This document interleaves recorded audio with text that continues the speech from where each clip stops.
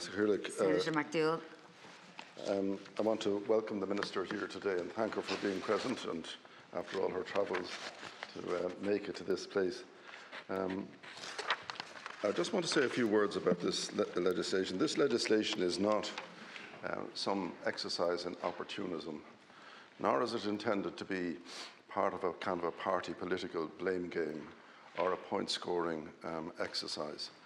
It is simply a measure to ensure that a tragedy which unfolded for very many children and their parents comes to a timely end, and that the trail of broken promises and missed targets and disappointment and heartbreak and suffering for so many children and their families arising from the delays in the provision of proper treatment services for scoliosis sufferers should come to an end. There's a couple of points that I think I should make at the very outset. The first one is this, that I have received, and so have my colleagues in the independent group, overwhelming support, not merely from scoliosis action groups and advocacy groups and from parents, but also from medical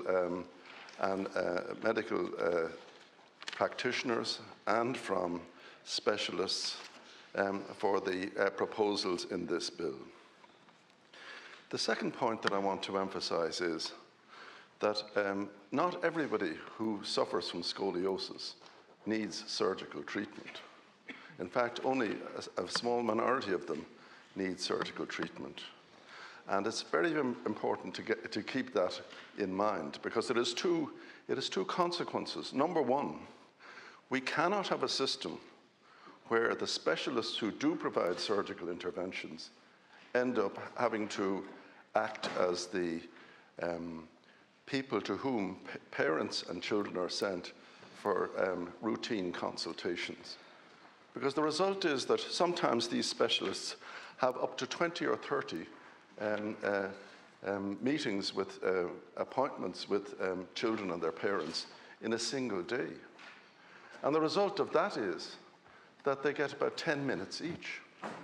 And the result of that is that they have spent maybe 6 months waiting for this appointment. And they're told at the end of the 6 months waiting for the appointment that their child does not need surgery, or that a decision will have to be deferred. And they wonder, are they being treated to the standard which is necessary? And the answer, I would say, to the Minister for that particular problem is this, that we have to have a different pathway for those scoliosis sufferers who are not in need of surgical treatment from those who are. They cannot all be bundled into the same waiting list and treated and interviewed and assessed as though they were candidates for surgery by the people who would carry out that surgery. That's a fundamental point for the future. A wholly different approach has to be taken to scoliosis sufferers. The next point I want to make is this. I'm satisfied from what I have heard that we do need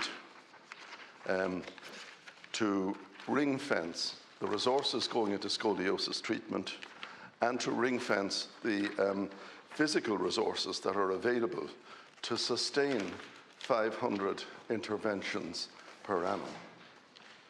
And that involves keeping bed space available in hospitals where treatment is made available, and not wiping out the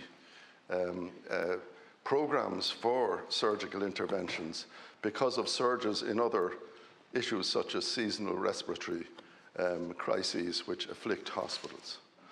You know, there's an example of where ring fencing particular facilities has worked, and that is in relation to cystic fibrosis.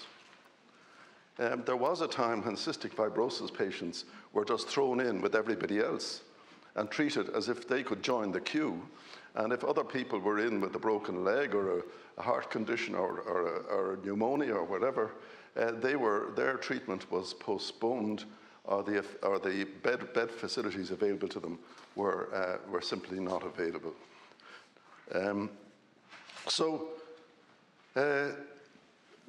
The idea of ring fencing, and I just want to say this too to the Minister.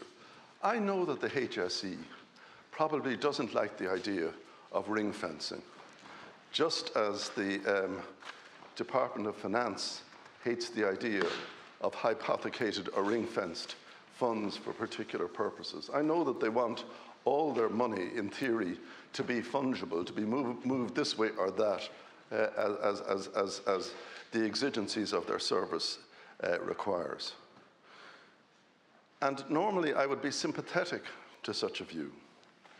And normally I would be conscious of the fact that among people who are suffering illness, critical illnesses, and long-term illnesses, and developing illnesses, we can't have, in principle, a hierarchy of suffering.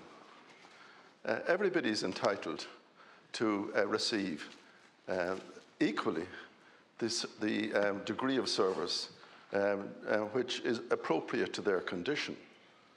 But the obverse of that coin is this, that there must be equality of access to services which are critically needed. Now, I have a stack of individual testimonies by families who have waited years for their children to receive surgical treatment, while the degree of scoliosis increased every year, while the pain increased, while the damage to their other organs grew every year in its intensity, and while their mobility as children, their capacity to walk, and their capacity to do the things that all kids want to do and all parents want their kids to be able to do. I have a catalogue of the most heart-rending stories, which I don't propose to spend the committee stage of this bill just putting on the floor for drama's sake. Because we are not here in the business of competitive sympathy. We are all here in a spirit, I hope, of cooperation and positivity towards addressing the needs of those children, the needs of the family, and the needs of the health service to cater for them. Another point that I want to raise with you, Minister, in the course of this debate on this legislation and the necessity for it, is what happened in your own department last year. Because we were led to believe by your predecessor, and I believe he acted in good faith, that he had assigned 19 million, just over 19 million, extra for scoliosis-related treatments. And his department advised him, because he didn't think this up himself, that it had every appearance that those funds were dissipated to more general purposes within the HSE's activities. And he went public on that and said that he was going to have an inquiry conducted into it. And I was very surprised to see that an internal audit of the HSE was in fact carried out, and that it presented its report in October, which was before the general election was held. But the report wasn't published until after the general election was held, suggesting that there was no dissipation or misallocation of the monies of the 19 million which the Minister had claimed in public appeared to have been used on other purposes, but that it had all been used for the purposes for which the Department of Public Expenditure had authorised this increased payment.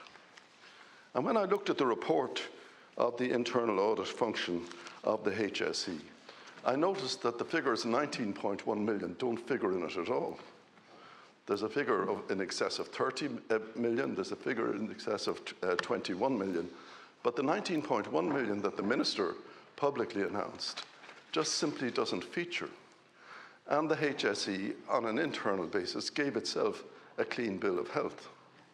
I cannot, from a distance, decide whether the Minister's suspicions, and clearly they were shared by the department because he would never have gone on a solo run by himself, were justified or not. But I am often sceptical about a body conducting an internal review of its own use of allocated resources when it comes up with the proposition that there was nothing to see here. That I find slightly worrisome. In relation to the section that we're now dealing with, I don't want to make a second stage speech. In relation to the section we're now dealing with, it provides that the Health Service Executive shall establish and maintain a national treatment service for the timely and effective inpatient and outpatient treatment of scoliosis within the state at such hospitals and other clinics and centres as it may designate for the timely detection, assessment and remedial treatment of scoliosis for all children and adults normally resident in the state. And that's just a duty to be imposed upon the Health Service Executive to establish and maintain this service for timely and effective inpatient treatment. And it has to be read in conjunction, and we'll come to it, with the next section, which casts a statutory duty on the HSE to provide and maintain adequate services, resources for the carrying out of the service in Section 1. A statutory duty which, if there is failure in it, could give rise to legal remedies. And the combination of these two sections is intended, and I make no secret of it, to give enforceable rights to people who are left waiting for years for treatment, which should be provided in a more timely manner, and which is not, for one reason or another, being so provided. The last point I want to make in relation to the section is that although Section 1 deals with a service within the state, it isn't the complete story of the bill, because Section 4 provides that where the Health Service Executive, where necessary, feels it necessary to comply with its duty under subsection 1 to individual patients, it can arrange for the provision of such services at hospitals, clinics and centres outside the state, where for practical reasons the timely and urgent provision of such services to the standard referred to in section 2 so requires. I have most children and most families don't really care where they receive their treatment when it's badly needed. But let's make this point as well, that the 16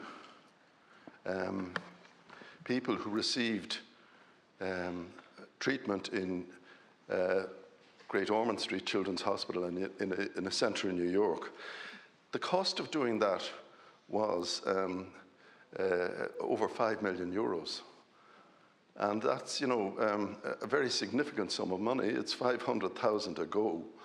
And I've no doubt that that's justified because of this would not be done lightly, or would not be done if there was an alternative service available in sufficient time in the state.